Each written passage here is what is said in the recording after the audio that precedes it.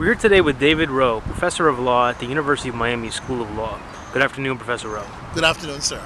Professor, the World Bank released a report last month saying that if Jamaica were to reduce its crime, it would actually have a positive impact on growth.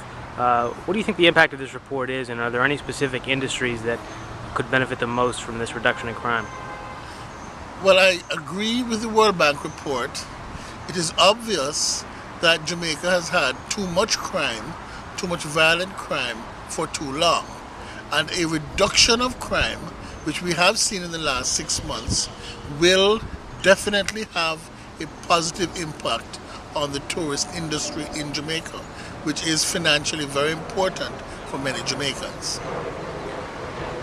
Are there any potential barriers to increase tourism in Jamaica?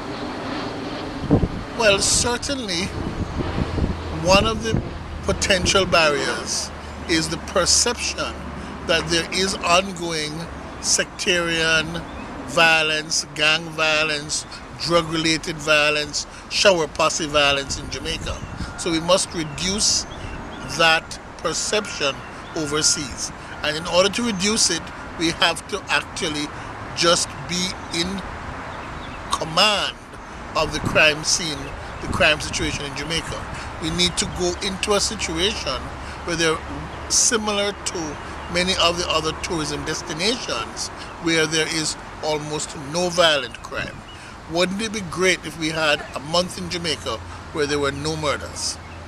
Professor, what relationship is there between the rule of law in a country and tourist infrastructure and tourist growth? Well, tourists come from metropolitan countries which have a specific grasp of what they think the rule of law ought to be. When they come to Jamaica, although they look for tropical splendor, they also look for discipline, the rule of law, lack of criminal conduct, lack of violence, and a peaceful vacation. Tourists will not come to the murder capital of the world, which is the position that Jamaica had 2 years ago.